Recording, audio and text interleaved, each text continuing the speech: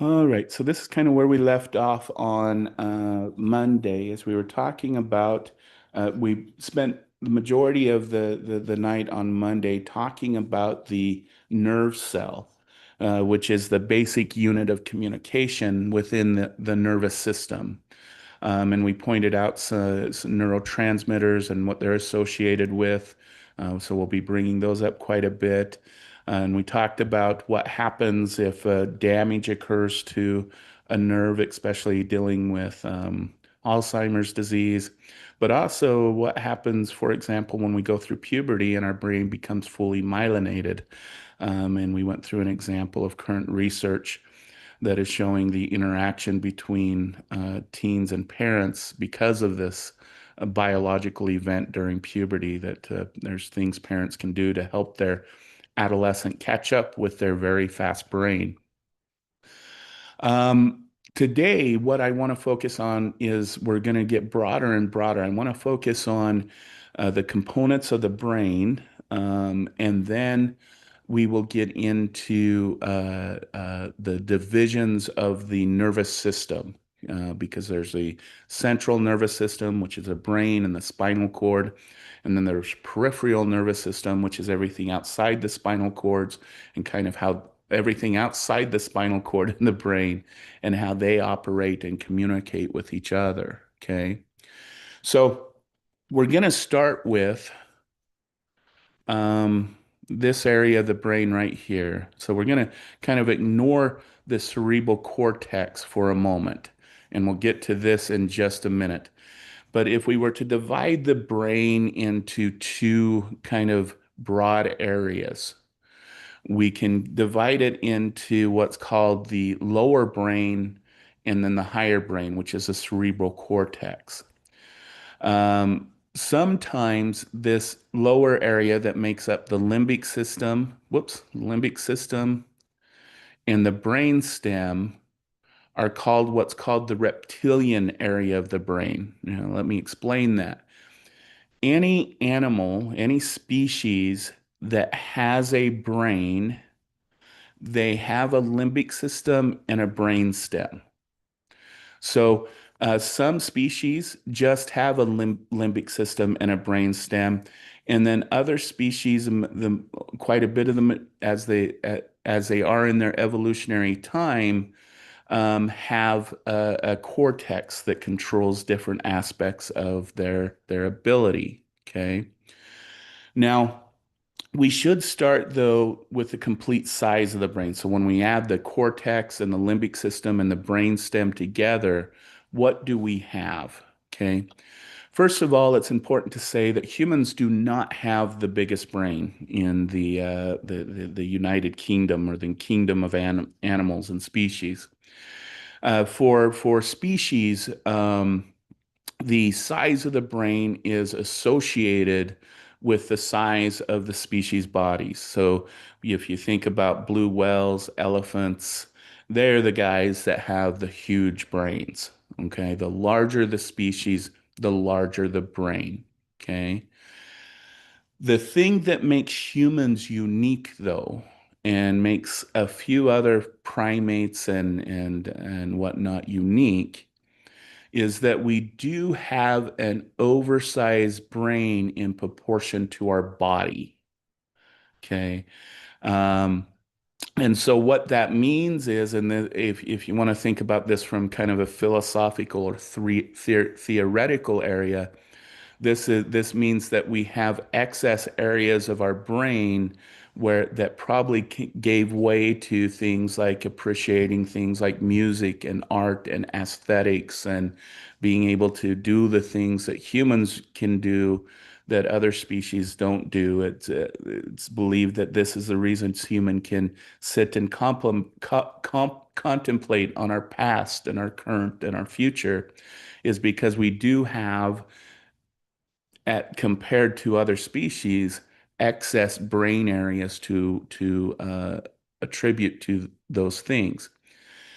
The other thing that I should note about our brain, and I think I might have mentioned it in this class before, is our brain will not get any bigger because currently Human beings are one of the very few species that is actually born with an undersized and underdeveloped brain. Okay. Because of the size of the female pelvic area, the human brain can't get any larger because if it could, the baby would get stuck in the birth canal because unless evolutionary starts to widen women's pelvic areas, we're at the limit of the size of our brain that we can be born with. Okay. But that what that also means is that we're also born with an underdeveloped brain. We're born with about 10% of our complete capacity, and about the other 90% continues to develop between birth and about the age of 6. Okay. So I just wanted to make those other broad statements before we cut back into this. But let's get back to, again, what has been called the reptilian brain, the thing that has existed before this cortical area of the brain did. And as I said, most all species who have a brain have this limbic or this brain stem system. So let's first start with the brainstem. The brainstem makes up most of this lower part. It sits between the limbic system and the spinal cord, and it is largely involved in autonomic responses. So breathing, heart rate, digestion, all of those things we don't think about that we need. But it's also kind of the seat of our basic drives for survival. For example, eating and water and drinking and those things are all part of the brain stem. So they give us our basic drives. In humans, and well, in animals as well, this is also where your sex drive comes from. Um, but separate from your sex drive for humans, this is where your need or your drive for intimacy comes from as well. And I think I've described in this class before that current science has found when we looked at the brain and wanted to know who people are in love with, we thought that this area of the brain where the amygdala is, in this area, the midbrain area right here between the limbic system and the cortex would come active because those are areas of emotions and reward.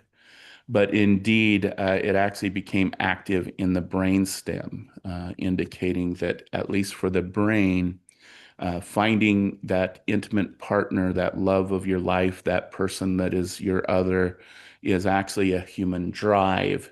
It's not a desire or an emotion or something like that. So, kind of an interesting idea. But just like food and water, we all subjectively need that a different amount. Just like food and water, some of us eat 6 meals a day. Some people eat half a meal a day, and that satisfies them. Just like that with intimate and sexuality, um, um, uh, some need very little of it, some need a whole bunch of it. And I should just note really quick that sex and intimacy and intimate love actually are two separate tracks. Intimate love and wanting an intimate partner runs along the right side of the brain into the brain track. The sexual part runs on the left side. And so for the brain, in your brain, sex and intimacy are two separate things. It's when it gets up here into the cortical areas is where we start to convolute things and think that intimacy and sex are one and the same, when in reality, in the brain, they're actually two separate neural tracks. So that's a brainstem. It's made up of pons, reticular formation, the medulla oblongata. I always like saying that, even though I can't say it right. Okay, just above the brainstem sits the limbic system, and the limbic system regulates some very kind of important parts of of our existence. For example, the thalamus regulates things like sleep and wake, that regulates body temperature. The hypothalamus has to do with memory, and so does the hippocampus. And that's where we usually store information about learned things like riding a bike, getting in your car and driving, all of those kind of task-oriented memories, and memories dealing with emotions, which when we get to the memory section, we will find that memory emotions are the most uh, easy to recall because the amygdala, which tends to be the center of emotions, sits just right in front of the hippocampus, right here. And they tend to have a lot of communication with each other about uh, what emotion should I experience, and then what cognition or experience should I put on that to interpret that emotion. And that's kind of the area that that occurs in. Okay. Now, all of this occurs relatively unconscious. Okay. And then all of this information, both from the brain stem and the limbic system, are sent up to the cortical area for our conscious processing and our conscious abilities. Okay. Now, before we get to the cerebral cortex and the cortical area of the brain, I want to mention the cerebellum because it's often called the mini brain, the hind brain. But what is it?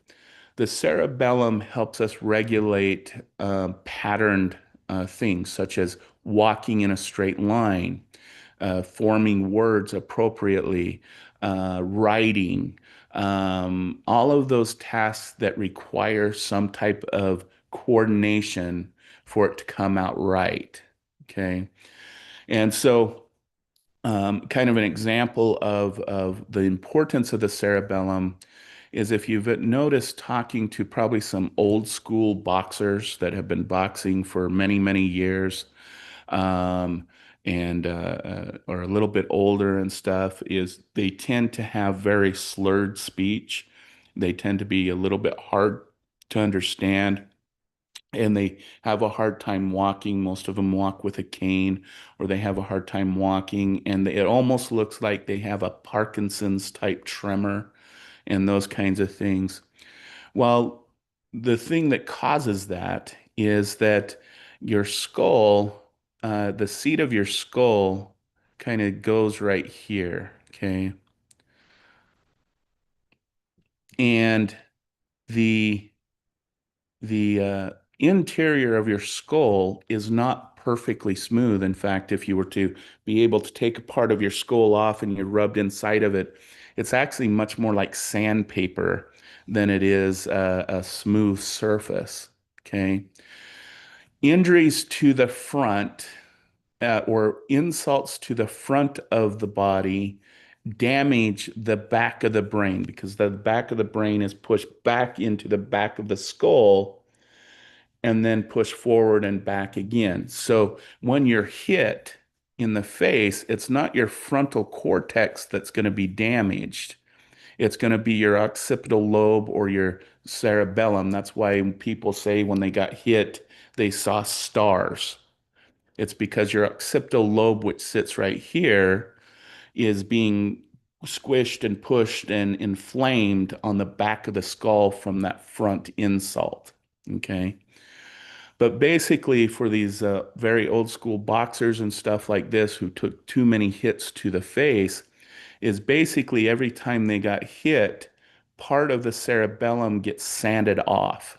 And so it eventually gets sanded off to the point that they have difficulties with coordinated speech, coordinated walk, coordinated movements, and it almost looks like they have a Parkinson's type disorder, but it's not. It's because a good portion of their cerebellum over the years of boxing had been shaved off by all the knocks to the head, as you would say. Okay. So that those are the areas that we'll talk about quite a bit. Memory. When we get to memory, we'll talk about again the hypothalamus and the hippocampus, emotions. We'll talk about the amygdala and even the pituitary gland that deals with hormones. And then when we talk about basic drives, when we get to the need for food and water and sex and intimacy, this section will be important. And then language will be the other portion. Okay. So those are those systems. And then what sets on top of these systems is the cerebral cortex. Okay. Now, not every species has the same type of cerebral cortex. It all depends on their area of specialization. All right. So, if we were to be able to compare the brains between, let's say, a mice, a bird, well, let's go with your dog, an eagle, and you. Okay. Your dog does not have very good vision, so his occipital lobe would comparatively be smaller than yours. Okay. However, his hearing is much better than us humans, and so his temporal lobe, which sits right here, would be much larger. Okay. An eagle has very acute eyesight, so his occipital lobe would be much larger than ours versus us and other species where sight is not that important, such as a mouse. Okay. Where humans tend to kind of glow, I don't know if that's the right word, or shine, is in our frontal cortical area. Our frontal cortical area, if we were to be able to compare species to species, the closest that comes to us other than other primates are dolphins. In fact, there was actually a research article the other day that suggests that dolphins may actually have comparatively larger occipital lobe than we do. So, I mean, frontal lobe than we do, but we'll see if that research sticks. But besides dolphins, this tends to be our area of specialization. So we'll go through that as we move through. The other thing that I should mention is the brain develops from the back to the front. So it starts right here and it develops this direction. Okay. Hence, babies are able to hear while still in the womb because that's going to be the first area that develops in the brain is hearing. So by almost birth, within 2 or 3 days, they already are recognizing mom's voice. This is why they recommend if a baby is uncomfortable, they put baby on mom's chest because it could hear the mom's heartbeat. And so hearing is pretty acute. Okay. The next thing that's going to develop is our vision era, the area. When we're born, our vision is about 2400. Okay. A newborn infant can only really see about 12 to 24 inches in front of them clearly. And then as this occipital lobe develops, their eyesight gets better and better and better. Okay. From a biological evolutionary perspective, this is why they think that this is why our breasts are located where our breasts are located, because the exact distance from a mother's nipple to her face is about 12 to 24 inches, which means that when the infant is feeding, mom's face is what it can see very clearly, and that can provide comfort. And it also allows the infant to associate the sound of mom's voice with with mom's face. Okay. So, and then the next thing that we notice that infants will start to do is they'll notice time and space, which is this area right here, the sympathetic association area. This is kind of what gives us our perception of distance, of 3D, 4D, whatever you want to call it. It's what tells us where we are time-wise and in space. And so this is the next kind of feat because now the infant is going to hopefully start crawling around. And what they're going to do is they're going to make connections between sensory information and motor information. So they're going to learn that, wow, okay, here's a cup. And they'll put it in their mouth, they'll pound on it, they'll interact with it because what the area of the brain that is being then developed at that point is the association between sensations and motor movement. So this is when they're starting to crawl and walk and talk and all those kinds of things. Then comes in the motor association areas, and then finally the frontal cortical areas, which really gives away in the beginning to things like language, to understanding emotions, all of those kinds of things. Gives way to the basics of how we interpret things like math and reading. But the largest portion of this frontal cortex, believe it or not, deals with the social aspects of an infant's world or a child's world or our world for that matter. Okay. The frontal cortex has always been thought to be the seat of human rationality, the seat of our ability to build skyscrapers, to um, um, solve complex math problems, send a person into outer space, and those things. But it's kind of interesting because ever since we've been able to image the brain, that's not the evidence that we have. Okay. Let's imagine you take your frontal cortex and we flatten it out on a basic 8.5 by 11 uh, sheet of paper. Okay. And then put 11 here. So just a basic notebook piece of paper. And so we've taken a rolling pin and rolled it out on just into these quadrants. And then we set a quarter on top of it. Okay. The quarter represents human quote unquote rationality, our ability to build skyscrapers, send people to space, solve complex math problems, decide which brand of cologne we're going to buy on Amazon, programming, computer programming, developing AI programs. A quarter of the frontal cortex represents that type of thought. The remaining piece of paper are the social aspects of the brain. It is where you keep your identity. It's where the moral tracks, your morality neural tracks exist. It's where how you reflect on yourself with relationships with others are. It's where you think, oh, I wonder what my brother or sister are doing today, part of the brain. It is the area of the brain that deals with humans' complex social interactions, deals with why do we have laws and governments and why am I attracted to so and so and why does that person annoy the heck out of me? That's the major part of the frontal cortex.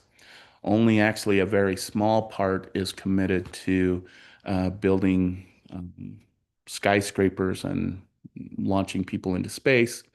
And that kind of makes sense because in order to build a skyscraper and to launch people in space, you can't do it by yourself. You have to use other people. You have to interact with other people, and other people have to be involved. You have to have specialists, engineers, construction, everyone involved in order for that to happen. So that means the complexity of our social world tends to be more beneficial to us than a larger area that is committed to those rationalities of life. Okay. So, but let's go through again. So that's kind of the broad parts of the brain. So again, when I talked about the development of the brain, this tends to be the auditory part. Um, This tends to be the gustatory primary cortex. And this actually has an interesting association. Is this does what's called your gag reflex, and it's kind of interesting is that your gag reflex is directly associated with how picky you are about the type of people you interact with. The quicker the gag reflex flex, the more picky people are. The slower the gag reflex, the more accepting you are of all kinds of different types of people. It's kind of an interesting thing. And what we find is that the first impression areas of the brain and the primary gustatory cortex overlap with each other in the gray matter of the inner brain. So kind of an interesting thing that there's an association between our gustatory response and the people we accept in our life. So um, and then we get into this area here, which we're going to get into the visual cortex. So when your mom said she has eyes in the back of the brain, she does. We all do, because this is where all visual information is processed. So from the eyes, it goes to the limbic system, and then from the limbic system, it goes up to the visual system and is processed here in this area. Okay. And then we get into the visual system, then works with this system here to try and interpret the space and time at which we're experiencing something. This is where we make cognitive sense of what we're seeing and experiencing. And then like I said, the motor cortex and the primary somatostatic cortex is that area where we interact with our environment and and the like. And then this primary association area is for plan a program of action to react to the world. This is well, no, I'll get to that next week. Okay. And then, of course, we just talked about the prefrontal cortex and its purpose. Okay. We will talk more about Wernicke's area and Broca's area when we get to language, because one has to do with interpreting language and the other has to do with producing language. So, one area, a person can't understand what's being asked of them, but they give a perfectly, even though off answer response to a question. In the other area of the brain, in I believe it's the Wernicke area of the brain, people can interpret a question perfectly, but if this area is damaged, they have a hard time producing an answer. They can't get it out. So those are two areas that we'll talk about when we get into language here in a few weeks. Okay, so that is our cortex. And next week, we will see how these systems work when it comes to how we build perceptions. And then we will look at it again, this area of the brain, when we talk about what areas give way to things like consciousness and wake and sleep cycles and those types of things. Okay. So this leads us into the last topic, and gang, instead of taking a break, I'm just going to get through this section, and then we'll go ahead and just close up for tonight. So I'm just going to keep going on this because this shouldn't take more than about 15 more minutes of our time. So so we have the brain and the spinal cord, which makes up what is known as a central nervous system, which, if you want to think about it, it's kind of the command system. Okay. And then we have what is known as the peripheral nervous system, which is the system outside of the spinal cord and the brain. Okay. And these systems can kind of be divided. So if we have the nervous system, We have the central nervous system, which is about processing, interprets, stores information, issues orders to muscles, glands, and organs.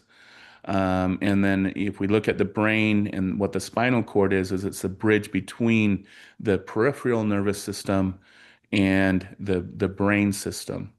And I should note that the spinal cord also has some ability to process information. It actually stores some memories for automatic movements. Okay. And so, but we'll get into that as we get closer into the class. Okay.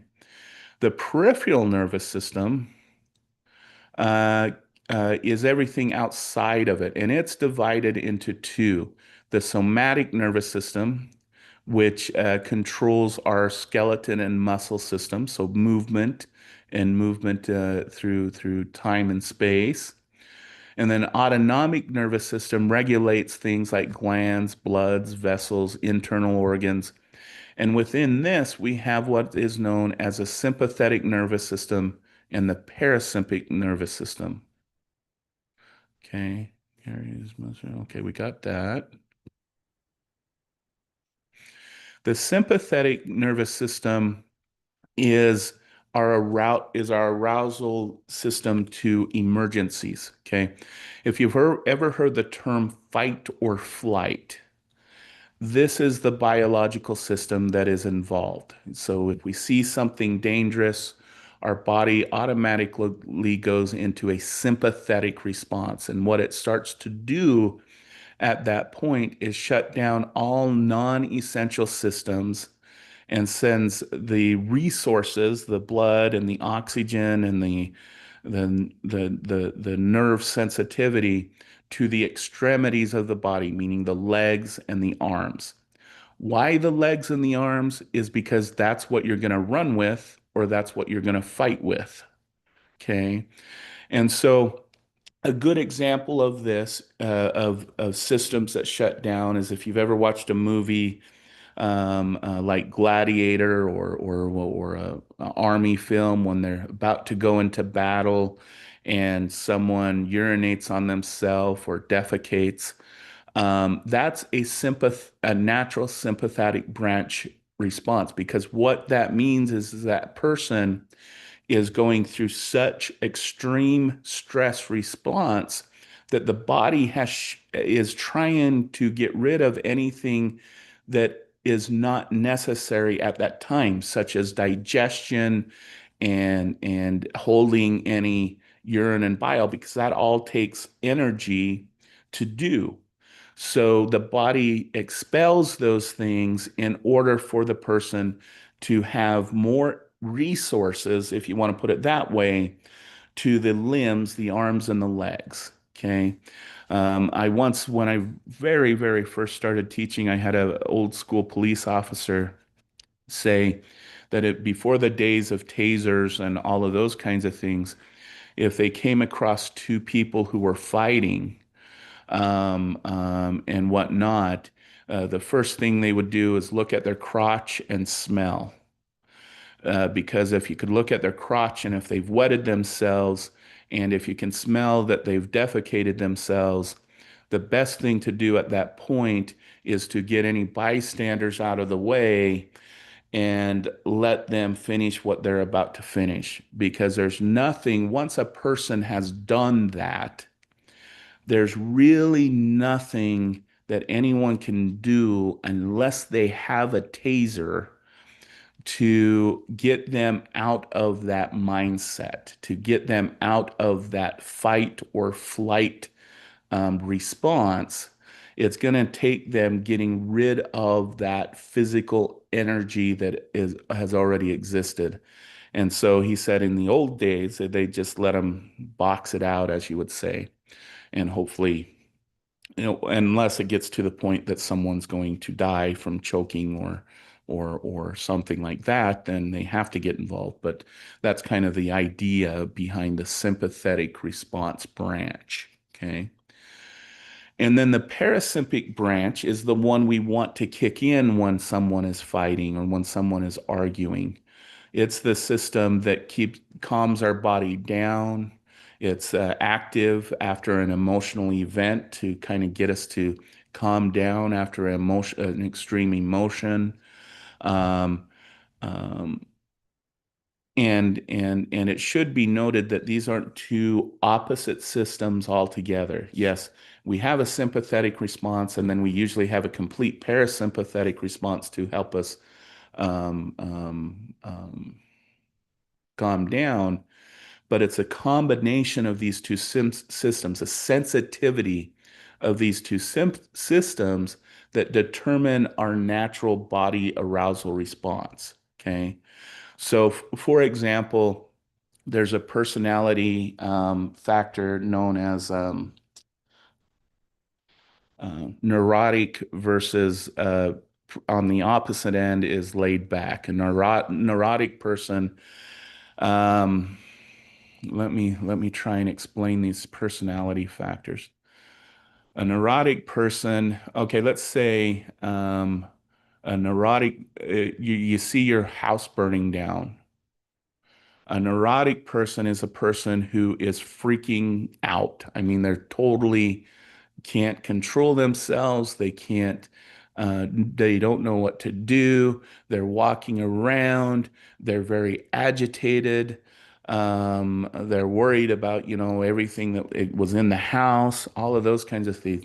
The easygoing kind of person on the opposite end of the scale is like, hey, does anybody have any marshmallows and crackers? They're kind of like, well, yeah, they were photos, but oh well. In this case, if we looked at those two kind of dynamics of an individual, we found that someone who just kind of is kind of that easygoing, uh, um, let's water roll off their shoulder kind of person, they tend to have a very strong paras para I can't say it all. Parasympathetic branch system. That system tends to be more active than the sympathetic nervous system. The high-strung person, the neurotic person, we find has a very sensitive sympathetic system that kind of rules over the parasympathetic system.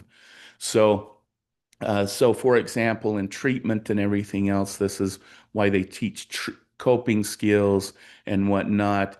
For the person who is on this other side of the scale, we kind of say, teach, how that there are important things in the world that you should pay attention to.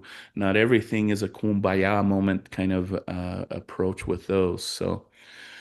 Just wanted to bring up kind of how these also play together to even create some parts of our personality traits. Okay.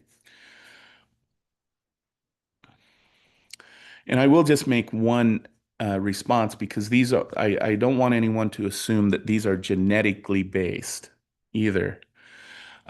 Because, for example, people who live with chronic stress, who live through chronic chaotic abuse and neglect, tend to end up having an overdeveloped sympathetic system because over time, when stress is not alleviated, the sympathetic system has a hard time turning off. And so people who have gone through a lot of trauma, that tends to be why they tend to smoke a lot of tobacco. They may do weed. They may need antidepressants to damper down the system and all of those things for people who have gone through a lot of trauma is because this system just has gotten to the point that it just doesn't turn off even when there's not danger that is there. Okay. All right. I think that's it for this. I'm going to stop this.